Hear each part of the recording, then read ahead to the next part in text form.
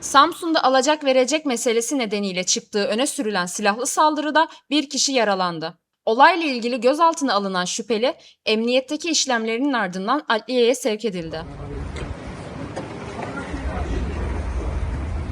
Olay, geçen cuma akşamı İlkadım ilçesi Bahçelievler mahallesinde meydana geldi. İddiaya göre aralarında alacak verecek anlaşmazlığı bulunan BE, pompalı tüfekle ETÖ'ye ateş açtı.